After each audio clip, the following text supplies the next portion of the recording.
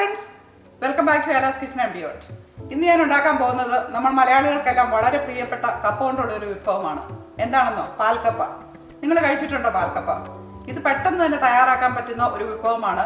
നമ്മൾ ജോലിയൊക്കെ ചെയ്യുന്നവർക്ക് പെട്ടെന്ന് തന്നെ തയ്യാറാക്കാം, ഒട്ടും സമയം എടുക്കത്തില്ല. അത് തന്നെയാണ് ഇതിൻ്റെ ഹൈലൈറ്റ്. അപ്പം നമുക്ക് നോക്കിയാലോ ഇത് എങ്ങനെ ഉണ്ടാക്കുന്നതെന്ന്. പാൽക്കപ്പയ്ക്ക് വേണ്ട കപ്പ ഞാനിവിടെ എടുത്തു വെച്ചിട്ടുണ്ട്. ഞാനിവിടെ ഉപയോഗിക്കുന്നത് ഫ്രോസൺ കപ്പയാണ്. ഇവിടെ കൂടുതലും ഫ്രോസൺ കപ്പയാണ് കിട്ടുന്നത്. ഫ്രഷും കിട്ടും, പക്ഷേ അത് ചിലപ്പോഴൊക്കെ കേടായിരിക്കും. അതുകൊണ്ട് ഞാൻ സാധാരണ മേടിക്കുന്നത് ഫ്രോസൺ കപ്പയാണ്. ഈ ഒരു പാക്കറ്റാണ് ഞാൻ എടുത്തിരിക്കുന്നത്. അത് ഞാനൊരു 2.5 പൗണ്ടാണ് എടുത്തിരിക്കുന്നത്. അത് നഖക്കെ വെള്ളം ഒഴിച്ച് ഞാനിവിടെ അടുപ്പിൽ വെച്ചിരിക്കുകയാണ്. അതിൻ്റെ കൂടെ നമുക്ക് കുറച്ച് ഉപ്പോടെ ഇട്ട് കൊടുക്കാം. ഒരു 1/2 ടീസ്പൂൺ ഉപ്പാണ് ഞാൻ ഇതിൻ്റെ കൂടെ ആഡ് ചെയ്യുന്നത്. ആ ഉപ്പോടെ ഇട്ട് നമുക്കിതൊന്ന് വേവിച്ചെടുക്കണം. അതിനുവേണ്ടി ഞാനിത് അടുപ്പിൽ വെക്കുകയാണ്. ഇത് നമുക്കൊന്ന് ഇളക്കി കൊടുക്കാം, എന്നിട്ട് കവർ ചെയ്ത് വെച്ചേക്കാം. ഇതിവിടെ വേകുന്ന സമയത്ത് നമുക്ക് മറ്റ് ഇൻഗ്രീഡിയൻസ് എന്തൊക്കെയാണ് വേണ്ടതെന്ന് നോക്കാം. നമ്മൾ നേരത്തെ പറഞ്ഞ പോലെ കുറച്ച് ഉപ്പ് വേണം. അത് നമ്മൾ അതിനകത്ത് ഓൾറെഡി ഇട്ടിട്ടുണ്ട്. കുറച്ചുകൂടി വേണം. ഇനി കുറച്ച് തേങ്ങാപ്പാലാണ് വേണ്ടത്. ഇത് 1 കപ്പ് തേങ്ങാപ്പാലാണ് ഞാനിവിടെ ഉപയോഗിക്കുന്നത്. ഇത് ക്യാനിനകത്തെ തേങ്ങാപ്പാലാണ്. നമ്മൾ ഫ്രഷ് ആണെങ്കിൽ കുറച്ച് തിക്കായിട്ടുള്ള തേങ്ങാപ്പാൽ നമ്മൾ പിഴിഞ്ഞെടുക്കണം. പിന്നെ നമ്മളൊക്കെ ഇതിന് കടുക് പൊട്ടിക്കണം. അതിനുവേണ്ടി കുറച്ച് കോക്കനട്ട് ഓയിൽ എടുത്ത് വെച്ചിട്ടുണ്ട്. ഇത് ഏത് ഓയിൽ ഉപയോഗിക്കാം, കോക്കനട്ട് ഓയിലാണ് ഒന്നുകൂടെ നല്ലത്. പിന്നെ കുറച്ച് കടുക് വേണം. 1 ടീസ്പൂൺ കടുകാണ് ഇവിടെ ഉപയോഗിക്കുന്നത്. പിന്നെ കുറച്ച് ചെറിയ ഉള്ളി കട്ട് ചെയ്ത് വെച്ചിരിക്കുകയാണ്. പിന്നെ കുറച്ച് നമുക്ക് ഉണക്കമുളക് വേണം. അതും ചെറുതായിട്ട് കട്ട് ചെയ്ത് വെച്ചിട്ടുണ്ട്. പിന്നെ കുറച്ച് കറിവേപ്പില. ഇത്രയും സാധനങ്ങളാണ് നമുക്ക് ഇതിന് കടുക് പൊട്ടിക്കാനായിട്ട് ആവശ്യമായിട്ടുള്ളത്. ഇപ്പോൾ നമ്മൾ വേവിക്കാൻ വെച്ചിരുന്ന കപ്പ വെന്തിട്ടുണ്ട്. അതൊന്ന് നമുക്ക് തുറന്നു നോക്കാം. എല്ലാം നല്ല തിളച്ചിരിപ്പുണ്ട്. ഇനി ഇത് വെന്തോ എന്നൊന്ന് നമുക്ക് നോക്കാം. ഞാനിപ്പോൾ ഒരു കഷ്ണം എടുത്തൊന്ന് നോക്കുകയാണ് വെന്തിട്ടുണ്ടോ എന്ന് അറിയാനായിട്ട്. ഞാനിങ്ങനെ കൈകൊണ്ട് പതുക്കെ ഞെക്കി നോക്കിയപ്പോൾ ഇത് നന്നായിട്ട് വെന്തിട്ടുണ്ട്. ഒത്തിരി വെന്തുടയണ്ട, ഒരുവിധം നന്നായിട്ട് അങ്ങ് വെന്താൽ മതി. ഇനി നമുക്കതിൻ്റെ വെള്ളമൊക്കെ ഒന്ന് ഊറ്റിയെടുക്കാം. ഞാനിവിടെ വെള്ളം ഊറ്റി വെച്ചിരിക്കുകയാണ്. അതിനകത്തേക്ക് നമ്മൾ നേരത്തെ എടുത്തു വെച്ചിരുന്ന തേങ്ങാപ്പാൽ അങ്ങ് ഒഴിച്ചു കൊടുക്കണം. അതിൻ്റെ കൂടെ തന്നെ അതിനാവശ്യമായിട്ടുള്ള ഉപ്പോടി ഈ സമയത്ത് നമുക്ക് ചേർക്കാം. ഉപ്പോടി ചേർത്തതിന് ശേഷം ഞാനിത് കവർ ചെയ്ത് ഒരു 10 മിനിറ്റോളം സ്ലോ ആയിട്ട് കുക്ക് ചെയ്യുകയാണ്. തേങ്ങാപ്പാലൊക്കെ കപ്പയായിട്ട് നന്നായിട്ട് യോജിച്ചിട്ടുണ്ട്. ഇനി നമുക്കിതങ്ങ് ഓഫ് ചെയ്തേക്കാം. നമുക്കിതൊന്ന് മിക്സ് ചെയ്തേക്കാം.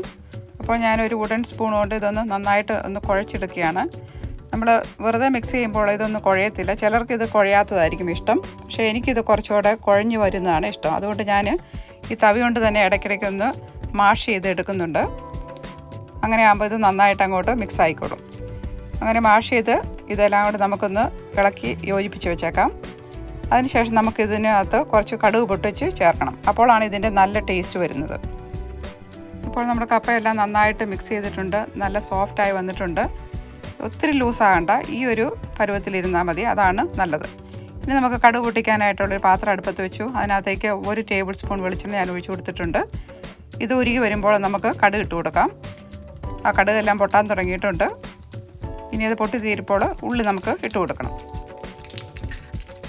ഇപ്പോൾ കടുകെല്ലാം പൊട്ടി തീർന്നിട്ടുണ്ട്. ഇനി ഞാൻ എടുത്തു വെച്ചിരുന്ന ഉള്ളി അതിനകത്തേക്ക് ഇട്ട് കൊടുക്കുകയാണ്. ആ ഉള്ളി കൂടി ഇട്ടതിന് ശേഷം അത് നമ്മൾ കുറച്ച് നേരം ഒന്ന് ഇളക്കി കൊടുക്കണം. എന്നിട്ട് അത് മൂത്ത് കഴിയുമ്പോൾ വേണം മറ്റ് ഇൻഗ്രീഡിയൻസായ കറിവേപ്പിലയും ഉണക്കമുളകും ഇട്ട് കൊടുക്കാനായിട്ട്. ഇപ്പോൾ ഉള്ളി നന്നായിട്ട് ചുമന്നിട്ടുണ്ട്, നന്നായിട്ട് മൂത്തിട്ടുണ്ട്. ഇനി ആ മുളക് കൂടി ഞാനങ്ങ് ഇട്ട് കൊടുത്തു. മുളക് ഇട്ട് ഒരു കുറച്ചങ്ങ് മൂത്ത് കഴിയുമ്പോൾ തന്നെ നമുക്ക് കറിവേപ്പില കൂടി ഇട്ട് കൊടുക്കാം. ഇപ്പോൾ ഞാൻ കറിവേപ്പില ഇട്ടുകയാണ്. ഇതുകൂടി ഇട്ടതിന് ശേഷം നന്നായിട്ടൊന്ന് മിക്സ് ചെയ്ത് കൊടുക്കണം. ഇപ്പോൾ നമ്മുടെ കടുകെല്ലാം നന്നായിട്ട് പൊട്ടി ഇത് നമ്മുടെ കപ്പയ്ക്കകത്തോട്ട് അങ്ങോട്ട് ചേർത്ത് കൊടുക്കാം. അതിനുശേഷം നമുക്കിതൊന്ന് മിക്സ് ചെയ്ത് കൊടുക്കാം.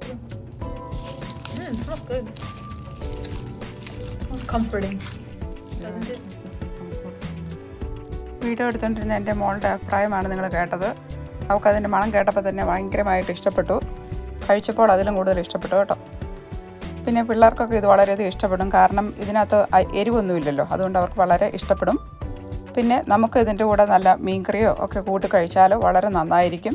അല്ലെങ്കിൽ ഇറച്ചി എന്തെങ്കിലും, ഇപ്പോൾ നോയമ്പായാറിന് എല്ലാവർക്കും മടിയായിരിക്കും ഇറച്ചി മീനൊക്കെ കൂട്ടാനായിട്ട്. പക്ഷേ ഇതൊക്കെ കഴിയുമ്പോൾ നിങ്ങൾ ഇങ്ങനെ ഒരു കപ്പ ഉണ്ടാക്കി അതിൻ്റെ കൂടെ ഒന്ന് കഴിച്ച് നോക്കണം കേട്ടോ. നിങ്ങളെല്ലാവരും കണ്ടല്ലോ അല്ലേ എങ്ങനെയാണ് പാൽക്കപ്പ ഉണ്ടാക്കുന്നതെന്ന്? നിങ്ങൾക്ക് ഇഷ്ടപ്പെട്ടോ? അപ്പോൾ നിങ്ങളിത് ഉണ്ടാക്കി നോക്കുക. നിങ്ങൾക്ക് ഇഷ്ടപ്പെടുന്നുണ്ടെങ്കിൽ നിങ്ങളുടെ ഫ്രണ്ട്സൊക്കെ ആയിട്ട് ഷെയർ ചെയ്യുക. ഞാൻ കഴിഞ്ഞ പ്രാവശ്യം ഇട്ടിരുന്ന അങ്കമാലി മാങ്ങാക്കറി അത് പലരും ഉണ്ടാക്കിയെന്ന് പറഞ്ഞു. അവർക്കെല്ലാം വളരെയധികം ഇഷ്ടപ്പെട്ടു. അതിൻ്റെ പിക്ചറൊക്കെ എനിക്ക് അയച്ചു തന്നു. അപ്പം നിങ്ങളൊക്കെ ഇത് ഉണ്ടാക്കുന്നുണ്ടോ എന്ന് അറിയുമ്പോൾ എനിക്ക് വളരെയധികം സന്തോഷമുണ്ട്. അതുപോലെ തന്നെ നിങ്ങൾ എൻ്റെ ചാനൽ ഇതുവരെ സബ്സ്ക്രൈബ് ചെയ്തിട്ടില്ലെങ്കിൽ ഒന്ന് സബ്സ്ക്രൈബ് ചെയ്യണം കേട്ടോ. നിങ്ങൾ സബ്സ്ക്രൈബ് ചെയ്യാനായിട്ട് നമ്മുടെ ഈ വീഡിയോയുടെ അടിയിൽ സബ്സ്ക്രൈബ് എന്ന റെഡ് കളറിലുണ്ട്, അതിലൊന്ന് ടച്ച് ചെയ്താൽ അത് സബ്സ്ക്രൈബ്ഡ് ആവും. അത് ഒരു പ്രാവശ്യം ചെയ്താൽ മതി, അത് പിന്നെ വീണ്ടും വീണ്ടും ചെയ്യേണ്ട ആവശ്യമില്ല. നിങ്ങൾ ഓൾറെഡി ചെയ്തിട്ടുണ്ടെങ്കിൽ താങ്ക് യു സോ മച്ച്. അപ്പോൾ നമുക്ക് വീണ്ടും അടുത്ത ആഴ്ച വേറെ വീഡിയോ ആയിട്ട് കാണാം. Stay tuned. Bye for now.